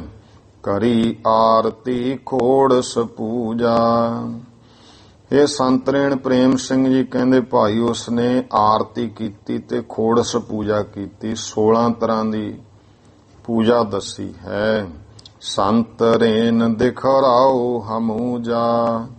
ਤੇ ਨਾਲ ਹੀ ਬਾਬਾ ਪ੍ਰੇਮ ਸਿੰਘ ਜੀ ਸੁਣਦੇ ਕਹਿੰਦੇ ਹੈ ਸੰਤਰੇਣ ਪ੍ਰੇਮ ਸਿੰਘ ਇਹ ਕਿਰਪਾ ਕਰੋ ਸਾਨੂੰ ਉਹ 16 ਤਰ੍ਹਾਂ ਦੀ ਜਿਹੜੀ ਖੋੜਸ ਤੁਸੀਂ ਹੁਣ ਪੂਜਾ ਦੀ ਗੱਲ ਕੀਤੀ ਹੈ ਵਿਦਵਾਨ ਹੋ, ਉਹ ਵੀ ਸਾਨੂੰ ਦੱਸ ਦਿਓ ਜੀ। ਤਾਂ ਭਾਈ ਅੱਗੇ ਹੁਣ 16 ਤਰ੍ਹਾਂ ਦੀ ਪੂਜਾ ਦੱਸਦੇ ਹਨ। ਆਵਾਹਨ, ਆਸਨ, ਪਾਦਨ ਪੂਜਾ। ਪਹਿਲੀ ਹੈ ਆਵਾਹਨ ਪੂਜਾ। ਆਵਾਹਨ ਹੁੰਦੀ ਹੈ ਵੀ ਜਿਵੇਂ ਇਹਦੇ ਵਿੱਚ 16 ਤਰ੍ਹਾਂ ਦੀ ਪੂਜਾ ਦੇ ਵਿੱਚ ਜਿਵੇਂ ਸਵੇਰ ਵੇਲੇ ਅੰਮ੍ਰਿਤ ਵੇਲੇ ਉੱਠਿਆ ਤੇ ਉੱਠ ਕੇ ਜਿਵੇਂ ਕਿਸੇ ਕੋਲੇ ਕੋਈ ਮੰਨ ਲਓ ਸਾਧੂ ਮਹਾਤਮਾ ਕੋਲੇ ਰਹਿੰਦਾ ਹੈ, ਪਹਿਲਾਂ ਉਹਨੇ ਜਿਹੜੇ ਸੇਵਕ ਗੁਰਮੁਖ ਹੈ ਪਹਿਲਾਂ ਆਪ ਉੱਠ ਖੜੇ ਦੱਸਿਆ ਉਹਨੂੰ ਬਹੁਤ, ਫਿਰ ਜਿਹੜਾ ਆਪਣਾ ਕੋਈ ਮਾਲਕ ਉਸਤਾਦ ਗੁਰੂ ਹੈ ਉਹਨੂੰ ਆਵਾਜ਼ ਮਾਰਨੀ ਵੀ ਮਹਾਂਪੁਰਸ਼ੋ ਹੁਣ ਟਾਈਮ ਹੋ ਗਿਆ ਜੀ ਉੱਠ ਖੜੋ।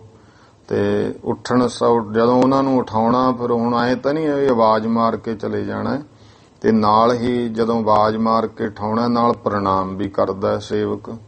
ਇਹ ਪਹਿਲੀ ਪੂਜਾ ਹੈ। ਇਸ ਤਰ੍ਹਾਂ ਇਹਨੂੰ ਆਵਾਹਨ ਪੂਜਾ ਕਿਹਾ। ਆਵਾਹਨ, ਆਸਨ।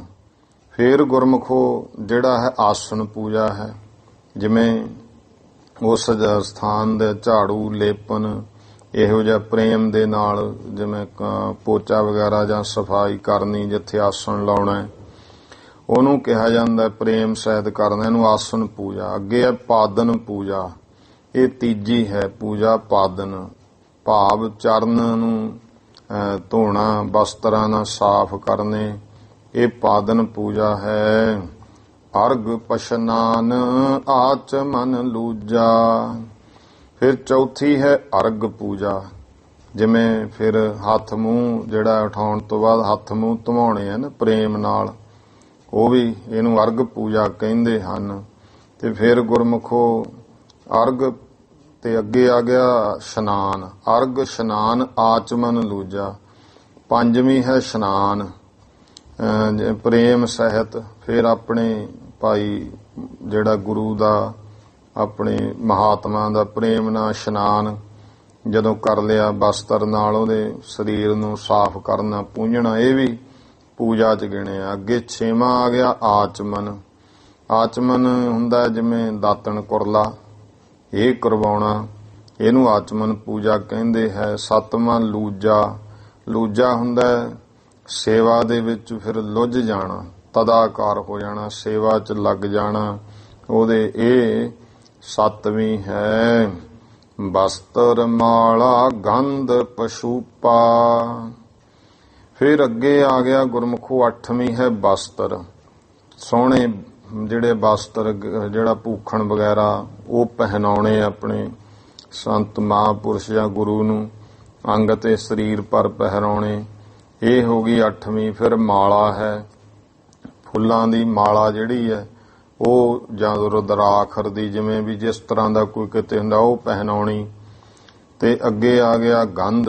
ਗੰਧ ਭਾਵ ਸੁਗੰਧੀ, ਜਿਵੇਂ ਕੇਸਰ, ਚੰਦਨ, ਇਹੋ ਜਿਹੀ ਸੁਗੰਧੀ ਉੱਤੇ ਲਾਉਣੀ। ਤੇ ਇਹ ਆ ਜਾਂਦਾ 10ਵੀਂ ਪੂਜਾ ਹੈ। ਫਿਰ 11ਵੀਂ ਆ ਗਿਆ ਪਸ਼ੂਪਾ। ਪੁਸ਼ਪ ਨਾਮ ਹੈ ਫੁੱਲਾਂ ਦਾ, ਪਸ਼ੂਪਾ। ਉਹਨੂੰ ਫਿਰ ਹਰ ਤਰ੍ਹਾਂ ਨਾਲ ਫੁੱਲ ਚੜਾਉਣੇ ਇਸ਼ਟ ਨੂੰ, ਇਹ ਭਾਈ 11ਵੀਂ ਪੂਜਾ ਹੈ। ਦਛਨ, ਨਵੇਦ, ਦੀਪ, ਔ ਧੂਪਾ। ਫਿਰ 12ਵੀਂ ਪੂਜਾ ਹੈ ਭਾਈ ਦਛਨ।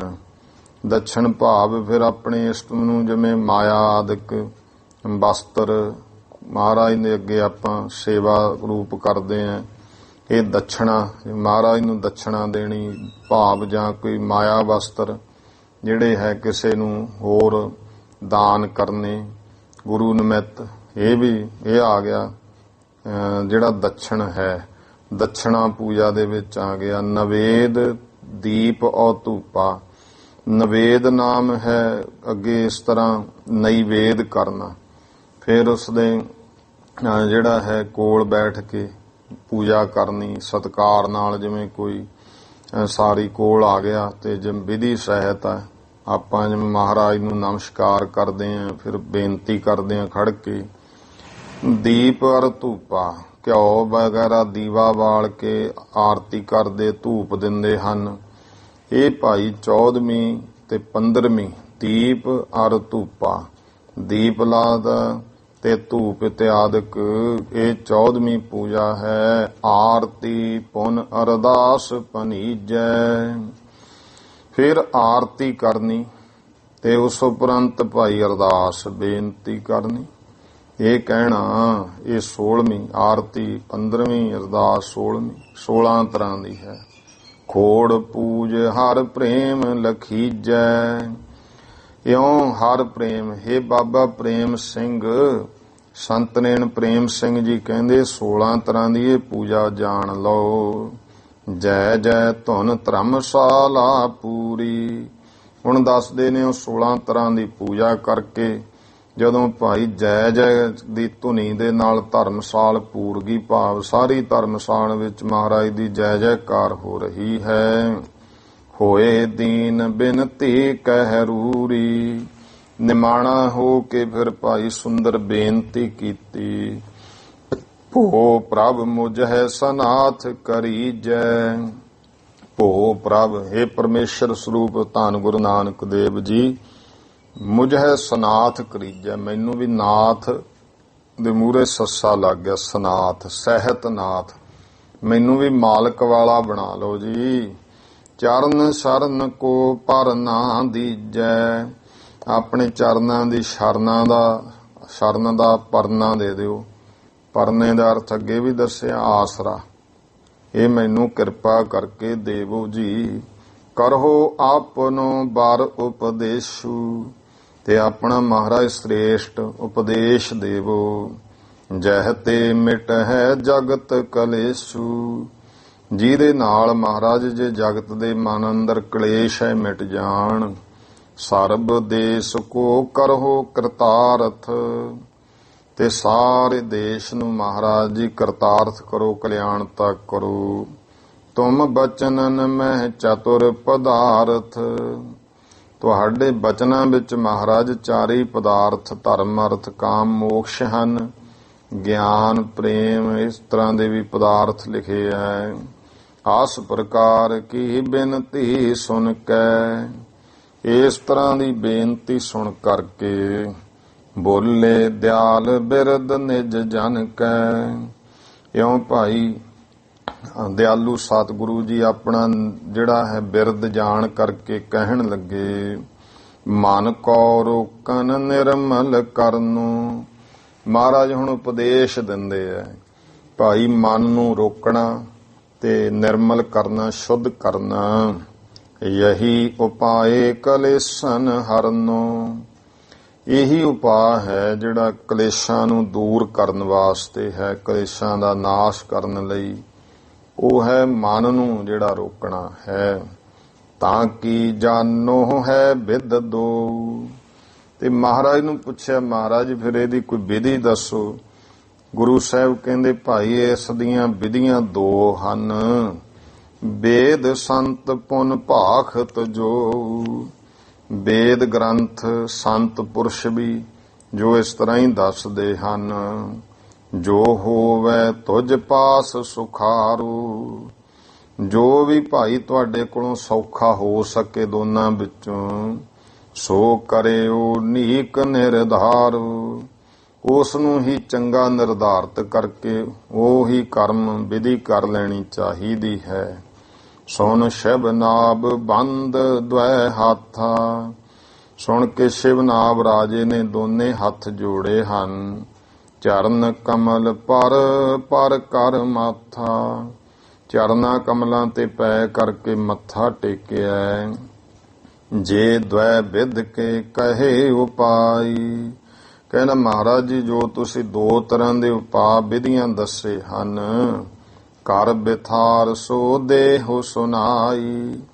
ਕਿਰਪਾ ਕਰਕੇ ਉਹਦਾ ਵਿਸਥਾਰ ਕਰਕੇ ਸੁਣਾ ਦੇਵੋ ਜੀ। ਹੋ ਰਾਜਨ ਜੇ ਦ્વੈ ਪ੍ਰਕਾਰਾ। ਮਹਾਰਾਜ ਕਹਿੰਦੇ, ਹੈ ਰਾਜਾ ਜੋ ਦੋ ਪ੍ਰਕਾਰ ਹਨ, ਦੋ ਤਰ੍ਹਾਂ ਦੇ ਢੰਗ ਨੇ, ਸੋ ਉਚਰਤ ਹੋ ਕਰ ਵਿਸਥਾਰਾ। ਉਹ ਭਾਈ ਤੁਹਾਨੂੰ ਵਿਸਥਾਰ ਸਹਿਤ ਮਹਾਰਾਜ ਕਹਿੰਦੇ ਉਚਾਰਨ ਕਰਕੇ ਦੱਸਦੇ ਆ ਕਿ ਮਨ ਦੀ ਪਵਿੱਤਰਤਾ ਕਿਵੇਂ ਹੋਵੇ। ਕਸ਼ਟ ਜੋਗ ਇੱਕ ਭਗਤ ਜੋਗ ਸੁਨ।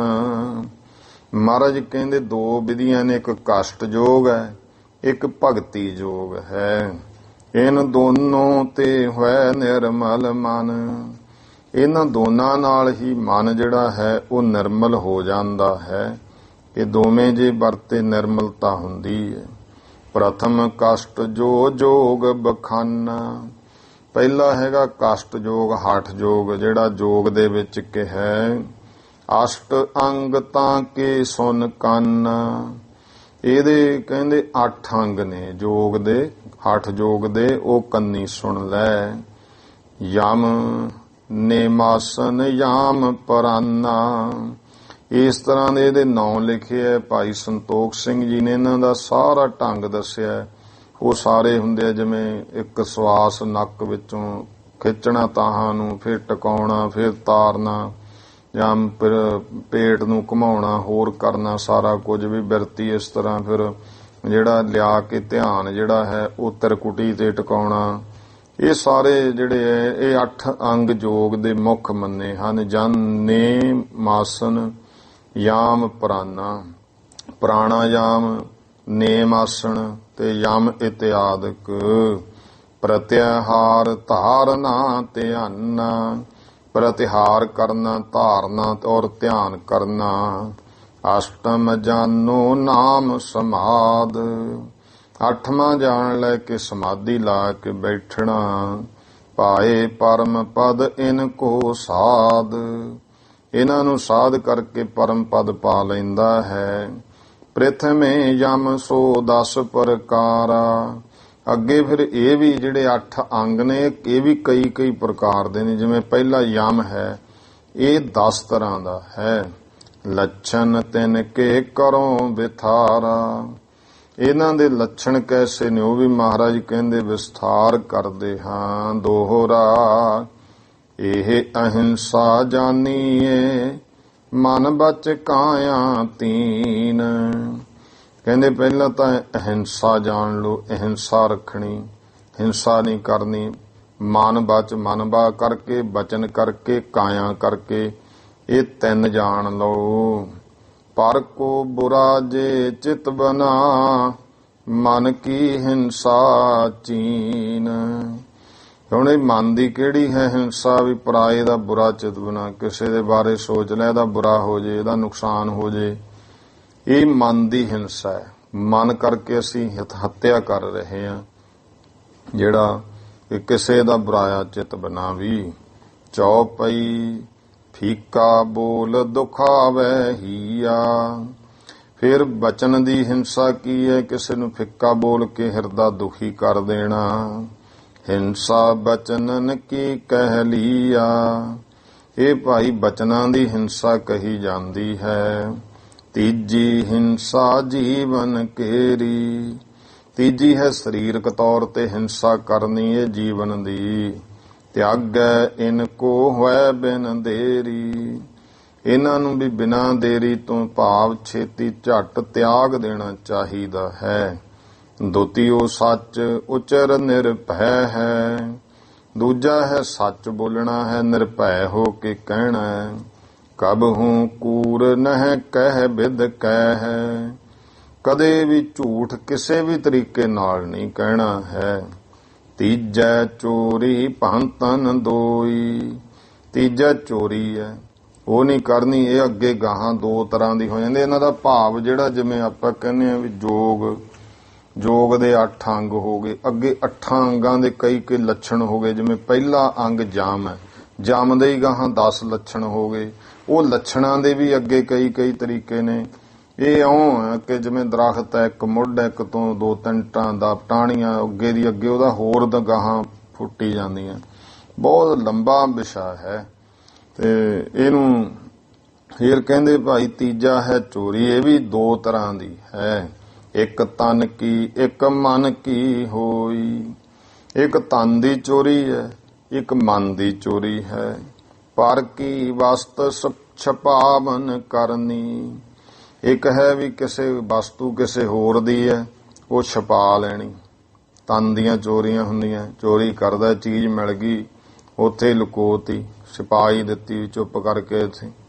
ਤੇ ਇਹੋ ਜਿਹੀ ਵੀ ਹੁੰਦਾ ਬਹੁਤ ਦੁਨੀਆ ਉਹਨੇ ਕਿਸੇ ਦੀ ਵਸਤੂ ਕਿਸੇ ਦੇ ਘਰੇ ਰਹੇਗੀ, ਹੁਣ ਪਤਾ ਤਾਂ ਹੁੰਦਾ ਇਹ ਵੀ ਆ ਤਾਂ ਆਪਾਂ ਕਦੇ ਲਿਆਂਦੀ ਤਾਂ ਹੈ ਨਹੀਂ, ਇਹ ਆਪਣੇ ਘਰੇ ਆਈ ਹੈ ਤੇ ਇਹਦਾ ਮਤਲਬ ਹੈ ਤਾਂ ਕਿਸੇ ਦੀ ਹੋਈ। ਉਹ ਫਿਰ ਦੜ ਵੱਟ ਜਾਂਦੇ, ਚੱਲ ਕੋਈ ਨਹੀਂ, ਜੋ ਕੋਈ ਮੰਗੂ ਦੇ ਦਿਆਂਗੇ, ਨਹੀਂ ਪਈ ਰਹਿਣ ਦਿਓ, ਤੇ ਉਹ ਪਈ ਉਵੇਂ।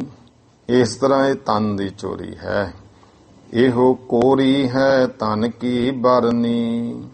ਕਹਿੰਦੇ ਇਹ ਭਾਈ ਤਨ ਦੀ ਚੋਰੀ, ਇਹ ਕੋਰੀ, ਹਾਂ ਇੱਥੇ ਚੋਰੀ ਕਹਿਣਾ, ਇਹੋ ਚੋਰੀ ਹੈ ਤਨ ਕੀ ਬਰਨੀ। ਇਹ ਚੋਰੀ ਤਨ ਦੀ ਕਹੀ ਜਾਂਦੀ ਹੈ। ਕਰ ਹੈ ਪਾਪ ਪੁਨ ਰਾਖੈ ਦੁਰਾਏ। ਮਨ ਦੀ ਚੋਰੀ ਕੀ ਹੈ? ਪਾਪ ਕਰਕੇ ਉਹਨੂੰ ਛੁਪਾ ਕੇ ਰੱਖਣਾ। ਇਹ ਮਨ ਕੀ ਚੋਰੀ ਕਹਿਲਾਏ। ਇਹ ਭਾਈ ਮਨ ਦੀ ਚੋਰੀ ਕਹੀ ਜਾਂਦੀ ਹੈ। ਚੌਥੈ ਬ੍ਰਹਮਚਰਜ ਸੁਖ ਸਾਰੂ। ਹੁਣ ਜਮ ਦਾ ਚੌਥਾ ਲੱਛਣ ਕੀ ਹੈ? ਜਿਹੜਾ ਬ੍ਰਹਮਚਰਜ ਹੈ, ਜਿਹਨੂੰ ਬੜਾ ਸ੍ਰੇਸ਼ਟ ਸੁਖ ਲਿਖਿਆ ਹੈ। ਜੀਤਨ ਕਾਮ ਅਸ਼ਟ ਪ੍ਰਕਾਰੂ। ਤੇ ਕਾਮ ਜਿਹੜਾ ਵਿਕਾਰ ਹੈ ਉਹਨੂੰ ਜਿੱਤਣਾ। ਹੁਣ ਅੱਗੇ ਜਿਹੜਾ ਹੈ ਗੁਰਮੁਖੋ ਕਾਮ ਜਿੱਤਣ ਦਾ ਵੀ 8 ਤਰ੍ਹਾਂ ਦਾ ਹੈ। ਪ੍ਰਿਥਵੈ ਜਿਹੜਾ ਹੁਣ ਜਿਹੜਾ ਕਾਮ ਨੂੰ ਜਿੱਤਣਾ, ਕਾਮ ਵੀ 8 ਤਰ੍ਹਾਂ ਦਾ ਅੱਗੇ, ਇਹਦੇ ਹੁਣ ਦੇਖੋ ਹੋਰ ਵਿਸਤਾਰ ਹੋ ਗਿਆ। ਇਹ ਤਾਂ ਚੌਥਾ ਸੀ ਨਾ ਲੱਛਣ, ਚੌਥੇ ਲੱਛਣ ਦਾ ਵੀ ਗਾਹਾਂ ਉਹਦੇ ਵੀ 8 ਤਰ੍ਹਾਂ ਦੇ ਹੋ ਗਏ। ਪ੍ਰਿਥਮੈ ਤੀਐ ਕੀ ਬਾਤੈ ਕਰਨੀ। ਪਹਿਲਾ ਹੈ ਕਿਤੇ ਕਿਸੇ ਇਸਤਰੀ ਦੀ ਗੱਲ ਕਰੀ ਜਾਣੀ ਮਲੀਨਤਾ ਵਾਲੀ। ਦੂਜੈ ਸੁਣ ਸੁਣ ਮਨ ਮਹਿ ਧਰਨੀ। ਤੇ ਦੂਜਾ ਸੁਣ ਸੁਣ ਕੇ ਮਨ ਵਿੱਚ ਧਾਰਨੀ ਆ। ਤੀਜੈ ਤੀਐ ਇਕਾਂਤ ਮਿਲ ਬੈਸਨ। ਤੀਜਾ ਹੈ ਇਸਤਰੀ ਨਾਲ ਇਕਾਂਤ ਵਿੱਚ ਪਰਾਈ ਇਸਤੇ ਵਿਸ਼ੇ ਵਾਸਤੇ। ਗੁਰਮੁਖੋ ਆਪਾਂ ਬੈਠਦੇ ਹੀ ਆ, ਸਾਸੰਗ ਵਿੱਚ ਵੀ ਬੈਠਦੇ ਆ, ਇਹਦਾ ਭਾਵ ਹੈ ਕਿ ਮਿਲ ਕੇ ਬੈਠੇ ਰਹਿਣਾ। ਚੌਥੈ ਹੋਵੇ ਅੰਗ ਸਪਰਸ਼ਨ। ਚੌਥਾ ਹੈ ਅੰਗ ਸਪਰਸ਼ਨ ਹੋਣੇ। ਪੰਚਮ ਹਿਤ ਕਰ ਦੇਖੈ ਤੀਐ ਸੋ। ਤੇ ਪੰਜਵਾਂ ਹੈ ਬਹੁਤ ਹੀ ਪ੍ਰੇਮ ਸਹਿਤ ਅੱਖਾਂ ਨਾਲ ਮਲੀਨ ਦੇਖੀ ਜਾਣਾ। ਛਠਮ ਅਲੰਗਨ ਕਰੈ ਹੀ ਐਸੋ। ਛੇਵਾਂ ਹੈ ਅਲੰਗਨ ਕਰਨਾ, ਭਾਵ ਜਿਹੜਾ ਜਿਵੇਂ ਆਪਾਂ ਕਹਿੰਦੇ ਆ ਵੀ ਕਿਸੇ ਨੂੰ ਪਾਹਾਂ ਵਿੱਚ ਲੈ ਕੇ ਮਿਲਣਾ, ਇਹ ਕਰੈ ਹੀ ਹਿਰਦੇ ਤੋਂ ਕਰਨਾ ਮਲੀਨਤਾ ਸਹਿਤ। ਸਾਪਤ ਚਿਤਵਨੋ ਮਨ ਮਹਿ ਨਾਰੀ। ਸਤਵਾਂ ਮਨ ਦੇ ਵਿੱਚ ਸੋਚੀ ਜਾਣਾ, ਆਹ ਵਿਕਾਰ ਕਰਾਂ ਕਰਾਂ ਹੋ ਜੇ। ਇਸ ਤਰ੍ਹਾਂ ਇਸਤਰੀ ਬਾਬਤ ਮਾੜਾ ਸੋਚਣਾ। ਅਸ਼ਟਮ ਮੈਥਨ ਹੈ ਬਿਨ ਸਾਰੀ। 8ਵਾਂ ਹੈ ਮੈਥਨ ਕਿਰਿਆ ਕਰਨੀ, ਭੋਗ ਕਿਰਿਆ ਕਰਨੀ। ਬ੍ਰਹਮਚਰਜ ਹੈ ਇਨਕੇ ਤਿਆਗੇ। ਇਹਨਾਂ ਸਾਰਿਆਂ ਨੂੰ ਭਾਈ ਜਿਹੜਾ ਕੋਈ ਤਿਆਗ ਦੇਵੇ ਨਾ, ਉਹਨੂੰ ਬ੍ਰਹਮਚਰਜ ਕਿਹਾ ਜਾਂਦਾ ਹੈ। ਬ੍ਰਹਮਚਰਜ ਇਕੱਲਾ ਹੀ ਤਾਂ ਨਹੀਂ ਹੈ, ਕੋਈ ਨੇ ਇਹਦਾ ਬ੍ਰਹਮਚਰਜ ਹੈ, ਇਸਨੇ ਵਿਵਾਹ ਨਹੀਂ ਕਰਾਇਆ, ਨਹੀਂ ਕਿੰਨੇ ਤਰ੍ਹਾਂ ਕਰਕੇ ਹੈ ਵਾਸ਼ਨਾ, ਇਹ ਸਾਰਾ ਤਿਆਗੇ ਮਹਾਰਾਜ ਕਹਿੰਦੇ ਉਹਨੂੰ ਬ੍ਰਹਮਚਰਜ ਕਿਹਾ ਜਾਂਦਾ ਹੈ। ਇਹ ਚੌਥਾ ਲੱਛਣ ਹੈ ਯਮ ਦਾ। ਪੰਚਮ ਯਮ ਧੀਰਜ ਅਨਰਾਗੇ। ਪੰਜਵਾਂ ਯਮ ਦਾ ਲੱਛਣ ਹੈ ਧੀਰਜ ਰੱਖਣਾ, ਪ੍ਰੇਮ ਸਹਿਤ। ਆਪਤ ਸੰਪਤ ਆਪਤ ਸੀਤਾ। ਆਪਦ ਸੰਪਤ ਆਤਪ ਸੀਤਾ। ਆਪਤ ਕਹੀਏ ਵੀ ਇਸ ਤਰ੍ਹਾਂ ਕਹਿੰਦੇ ਭਾਈ ਜਿਹੜਾ ਹੈ ਆਪਦ ਵਿਪਤਾ ਦੇ ਸਮੇਂ, ਜਿਹੜਾ ਹੈ ਸੰਪਤ ਵਿਪਤਾ ਸਮੇਂ ਜਿਹੜਾ ਧੀਰਜ ਰੱਖਣਾ। ਆਤਪ ਸੀਤਾ, ਆਤਪ ਨਾਮ ਆ ਗਿਆ ਅੱਗੇ ਧੁੱਪ, ਠੰਡ ਦੇ ਵਿੱਚ ਵੀ ਇਸ ਤਰ੍ਹਾਂ ਧੀਰਜ ਰੱਖਣਾ। ਵਿਪਤਾ ਧੁੱਪ ਠੰਡ, ਇਹਦੇ ਵਿੱਚ ਬੇਕਲ ਨਾ ਹੋਏ ਡੁਲਾਏ ਚੀਤਾ। ਵਿਆਕਲ ਨਾ ਹੋਵੇ, ਚਿੱਤ ਨੂੰ ਨਹੀਂ ਡਲਾਉਣਾ ਹੈ। ਇਹ ਪੰਜਵਾਂ ਹੈ। ਖਸ਼ਟਮ ਜਮ ਹੈ ਖਿਮਾ ਸੁਹਾਈ। ਜਮ ਦਾ 6ਵਾਂ ਲੱਛਣ ਹੈ ਖਿਮਾ ਧਾਰਨੀ, ਜੋ ਬੜੀ ਸੋਭਾ ਵਾਲੀ ਹੈ। ਮਨ ਮਹਿ ਛੋਭ ਨ ਕਬਹਿ ਉਠਾਈ। ਮਨ ਦੇ ਵਿੱਚ ਕਦੇ ਵੀ ਭਾਈ ਈਰਖਾ ਨਹੀਂ ਉਠਾਉਣੀ ਹੈ। ਭਲਾ ਕੇ ਬੁਰਾ ਬਖਾਨੈ ਜੋਏ। ਕੋਈ ਕਹਿੰਦੇ ਕੋਈ ਭਲਾ ਕਹਿ ਗਿਆ, ਕੋਈ ਬੁਰਾ, ਕੋਈ ਉਸਤਤ ਕਰ ਗਿਆ, ਕੋਈ ਨਿੰਦਾ ਕਰ ਜਾਵੇ। ਸਹਿਨਸ਼ੀਲ ਮਨ ਸਭ ਤੇ ਹੋਏ। ਸਭ ਤਰ੍ਹਾਂ ਕਰਕੇ ਮਨ ਵਿੱਚ ਸਹਿਨਸ਼ੀਲਤਾ ਹੋਵੇ। ਸਪਤਮ ਦੁਖੀ ਨ ਦੇਖੈ ਕਾਹੀ, ਸਤਵਾਂ ਲੱਛਣ ਹੈ ਕਿਸੇ ਨੂੰ ਦੁਖੀ ਨਾ ਦੇਖੇ। ਦਇਆ ਕਰੈ ਸਭ ਕੋ ਨਿਰਬਾਹੀ, ਸਾਰਿਆਂ ਨੂੰ ਭਾਈ ਸਭ ਤੇ ਦਇਆ ਕਰਨੀ ਹੈ। ਨਿਰਬਾਹੁਣਾ ਭਾਵ ਨਿਰਬਾਹੀ, ਇਹ ਜੀਵਨ ਵਿੱਚ ਰੱਖਣਾ ਹੈ। ਅਸ਼ਟਮ ਕੋਮਲ ਹਿਰਦਾ ਰਾਖੈ, ਅੱਠਵਾਂ ਲੱਛਣ ਹੈ ਹਿਰਦੇ ਨੂੰ ਮਨ ਨੂੰ ਕੋਮਲ ਰੱਖਣਾ ਹੈ। ਸ਼ੁਭ ਉਪਦੇਸ਼ ਸਭਨ ਸੋ ਭਾਖੈ, ਤੇ ਹਰੇਕ ਨੂੰ ਸ਼ੁਭ ਉਪਦੇਸ਼ ਦੇਣਾ, ਚੰਗੀ ਸਿੱਖਿਆ ਦੇਣੀ ਹੈ, ਕਿਸੇ ਨੂੰ ਵੀ ਮਾੜੀ ਸਲਾਹ ਨਹੀਂ ਦੇਣੀ ਹੈ। ਇਹ ਕਹਿੰਦੇ ਭਾਈ ਅੱਠਵਾਂ ਜਿਹੜਾ ਹੈ ਇਹ ਯਮ ਦਾ ਲੱਛਣ ਹੈ। ਨੌਵੇਂ ਯਮ ਮਿਰਜ਼ਾਦ ਆਹਾਰਾ, ਇਹ ਯਮ ਯਈਏ ਨਾਲ ਹੈ। ਇੱਕ ਹੁੰਦਾ ਜੱਜਾ ਮੰਮਾ ਜਮ, ਉਹ ਆ ਜਾਂਦੇ ਜਿਵੇਂ ਧਰਮ ਰਾਜੇ ਦੇ ਜਮ, ਇਹ ਯਮ ਯਈਆ। ਨੌਵਾਂ ਯਮ ਦਾ ਜਿਹੜਾ ਲੱਛਣ ਹੈ ਉਹ ਹੈ ਮਰਜ਼ਾਦ ਆਹਾਰਾ, ਭੋਜਨ ਮਰਜ਼ਾਦਾ ਵਿੱਚ ਕਰਨਾ। ਭਲਾ ਬੁਰਾ ਲਖ ਕਰੈ ਵਿਚਾਰਾ, ਚੰਗਾ ਮਾੜਾ ਜਾਣ ਕੇ ਉਹਦੀ ਵਿਚਾਰ ਕਰਨੀ, ਕਿਹੜਾ ਭੋਜਨ ਹੈ, ਕਿੱਥੋਂ ਛਕਣਾ ਹੈ, ਕਿਹੋ ਜਿਹਾ ਨਹੀਂ। ਹੁਣ ਤਾਂ ਸਾਰਾ ਕੁਝ ਹੈ ਨਾ, ਤੇ ਅੱਗੇ ਤਾਂ ਪਤਾ ਨਹੀਂ ਲੱਗਦਾ ਥਾਂ ਥਾਂ। ਹੁਣ ਆ ਦੇਖੋ ਕਿੰਨਾ ਕੁਛ ਹੈ, ਵੀਡੀਓ ਜੀ ਆਈ ਜਾਂਦੀਆਂ, ਗੰਦ ਮੰਦ ਖਵਾਈ ਜਾਂਦੇ ਆ ਰੇਹੜੀਆਂ ਤੇ ਉਹ ਜਿੰਨਾ ਸ਼ਹਿਰਾਂ ਦੇ ਵਿੱਚ ਹੈ ਉਹ ਆਪਾਂ ਨੂੰ ਪਤਾ ਨਹੀਂ ਲੱਗਦਾ। ਹੁਣ ਪਿੱਛੋਂ ਜਦੋਂ ਤਿਆਰ ਹੋ ਕੇ ਆਉਂਦਾ ਉੱਥੇ ਪਤਾ ਨਹੀਂ ਕੀ ਕਰਦੇ ਆ, ਆਹ ਸਾਰਾ ਕੁਝ ਕਿੰਨੀਆਂ ਵੀਡੀਓ ਬਣੀਆਂ, ਵਿੱਚ ਹੀ ਪੈਰਾਂ ਨਾਲ ਲਤੜੀ ਜਾਂਦੇ ਆ ਤੇ ਉਹ ਮੁੜ ਕੇ ਉਵੇਂ ਹੀ ਉਹ ਪੈਕ ਕਰ ਕਰਕੇ ਲਿਫਾਫਿਆਂ 'ਚ ਪਾ ਜਾਂਦੇ ਆ। ਵੀਡੀਓ 'ਚ ਮੈਂ ਦੇਖੀ ਬ੍ਰੈਡ ਬਣਾਉਂਦੇ ਆ, ਵਿੱਚ ਹੀ ਥੁੱਕੀ ਜਾਂਦੇ ਆ, ਵਿੱਚ ਹੀ ਉਹ ਪੈਰਾਂ ਉਹਨਾਂ ਉੱਤੇ ਧਰੇ ਪਿਆ, ਫਿਰ ਉਹ ਲਿਫਾਫਿਆਂ 'ਚ ਪਾ ਗਿਆ ਮਿੱਠੇ ਜਿਹੇ ਉੱਪਰ ਆ ਜਾਂਦੇ ਆ। ਤੇ ਇੱਥੇ ਇਹੋ ਜਿਹਾ ਕੁਛ ਦੇਖ ਕੇ ਤਾਂ ਐਂ ਹੁੰਦਾ ਕੀ ਬੰਦਾ ਇਹ ਦੱਸੋ। ਇਸ ਕਰਕੇ ਹੁਣ ਤਾਂ ਹੌਲੀ ਹੌਲੀ ਮੁੜਨਾ ਪੈਣਾ, ਜੋ ਕੁਛ ਖਾਣਾ ਘਰੇ ਹੀ ਠੀਕ ਹੈ। ਸਭ ਗੰਦਮੰਦ ਪਤਾ ਹੀ ਨਹੀਂ ਕੀ ਕੀ ਕਰੀ ਜਾਣਾ ਹੈ। ਤੇ ਉਹ ਜਦੋਂ ਕਿਤੇ ਆ ਤੁਸੀਂ ਦੇਖ ਲਿਓ, ਉਹ ਜਦੋਂ ਬਾਹਰ ਖਾਣਾ ਪੀਣਾ ਰੱਬ ਹੀ ਰਾਖਾ ਹੈ। ਤੇ ਭਾਈ ਭਲਾ ਬੁਰਾ ਲਖ ਕਰੇ ਵਿਚਾਰਾ, ਮਹਾਰਾਜ ਕਹਿੰਦੇ ਭਾਈ ਇਹ ਨੌਵਾਂ ਲੱਛਣ ਹੈ। ਇਹ ਭਲਾ ਜਾਣਨਾ, ਬੁਰਾ ਕੀ ਚੰਗਾ, ਖਾਣਾ ਪੀਣਾ ਕਿਹੜਾ ਠੀਕ ਹੈ, ਇਹਦੀ ਵਿਚਾਰ ਵੀ ਕਰਨੀ ਹੈ। ਕਿੱਥੋਂ ਖਾਣਾ ਹੈ, ਕਿੱਥੇ ਦਾ ਨਹੀਂ, ਕਿਹੋ ਜਿਹਾ ਹੈ, ਗਾਹਾਂ ਜਿਹੋ ਜਿਹੇ ਪਰਿਵਾਰ ਦਾ ਛਕਣਾ ਹੈ। ਤੇ ਉਹ ਜਿਹਾ ਜੇ ਮਹਾਰਾਜ ਕੋਲੇ ਬੇਨਤੀ ਕਰਕੇ ਤੁਰੋ ਤੇ ਗੁਰੂ ਸਾਹਿਬ ਕਿਰਪਾ ਕਰਦੇ ਆ। ਹੁਣ ਬਾਹਰ ਅੰਦਰ ਪ੍ਰਚਾਰ ਤੇ ਜਾਈਦਾ ਅਰਦਾਸ ਬੇਨਤੀ ਕਰਕੇ। ਕਈ ਵਾਰੀ ਐਸਾ ਹੁੰਦਾ ਕਿ ਪਾਣੀ ਘਰੋਂ ਪੀ ਕੇ ਜਾਈਦਾ, ਘਰੇ ਹੀ ਪੀਣਾ ਪੈਂਦਾ ਕਿ ਪੁੱਛਦਾ ਹੀ ਨਹੀਂ ਕੋਈ। ਫਿਰ ਉੱਥੇ ਗੁੱਸਾ ਨਹੀਂ ਕਰੇਦਾ, ਫਿਰ ਮਨ 'ਚ ਕਈ ਵਾਰ ਹੁੰਦਾ ਨਾ ਇਹਨਾਂ ਨੇ ਬਾਤ ਹੀ ਨਹੀਂ ਪੁੱਛੀ, ਕਈ ਪਰਿਵਾਰ ਇਹੋ ਜਿਹੇ ਜਾਂ ਕਿਤੇ ਉਹ ਭਾਵ ਹੁੰਦਾ ਵੀ ਮਹਾਰਾਜ ਨੇ ਤੈਨੂੰ ਬਚਾਇਆ ਹੀ ਹੈ ਇਹਨਾਂ ਦੇ ਖਾਣੇ ਤੋਂ, ਤੇ ਤੂੰ ਨਾ ਖਾ ਰਹਿਣ ਦੇ। ਤੇ ਇਹ ਆਪੇ ਹੀ ਹੈ, ਗੁਰਮੁਖੋ ਮਾਲਕ ਦੀ ਕਿਰਪਾ ਰਹੇ ਤੇ ਵਿਚਾਰ ਕਰਕੇ ਛਕਣਾ।